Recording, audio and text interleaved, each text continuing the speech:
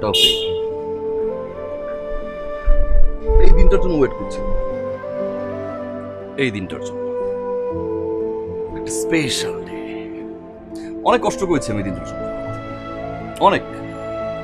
আমার নিজের ইউনিভার্সিটি থেকে গ্রেড ট্রান্সফার করে আমি এখানে চলে আসছি, বন্ধু বান্ধব সব ছেলে এখানে চলে আসছে শুধু এই দিনটার জন্য। কেন জানো? কলেজ লাইফে একটা ঘটনা মনে আছে? একটা ছেলে তোমাকে পাগলের মতো ভালোবাসতো, শাওন। যখন যা বলছো, যা করতে বলছো সব করছে। এতটা ভালোবাসছে এই ছেলেটা, যে ছেলেটা তোমার চিটিং এর শখটা খাওয়ার পরে মেন্টাল হসপিটালে ভর্তি এখনো না। একটা বারো খোঁজ নেওয়ার দরকার নেই। একটা ছেলে আমার মতো বাজার করে নিয়ে আসতো তোমার বাসার সামনে, সে পানি চাইতো, তুমি পানি দিতে রাখো না। তোমার জন্য শপিং করতো, শপিং করে তোমার বাসায় এক কাপ চা খাইতে চাইতো না, তুমি দিতা না।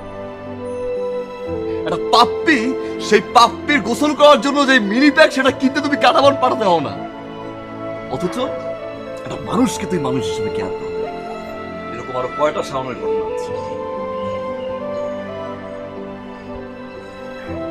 ভার্সিটি তোমাকে সব ছেলে পছন্দ করবে, তুমি ভার্সিটিতে আসবা, প্রতিটা ছেলে তোমাকে ভালোবাসবে, আই লাভ ইউ বলবে, পিছে পিছে ঘুরবে। এই খানিক সময়ের বিরুদ্ধে জন্য প্রতিটা ছেলে পড়াশোনা বাদ দিয়ে তোমার পিছে বসে থাকতো।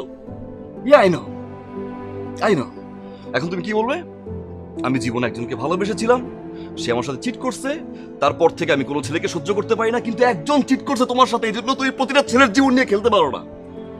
আমি জানি, আমি জানি এরকম ছেলেরাও আছে, কিন্তু তোমাদের এই খানিক সময়ের অসুস্থতার জন্য you are sick, you are completely sick.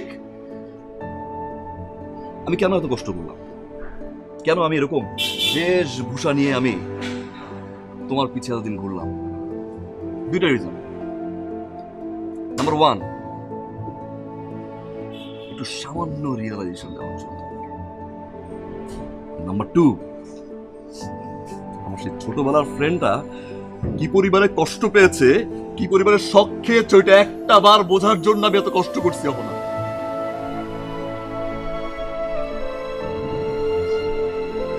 Sorry যদি কোনো কিছু খারাপ লেগে থাকে, যদি সামান্য একটু রিয়েলাইজেশন তোমার হয় না, আর সামান্য একটু চেঞ্জ তুমি হও না,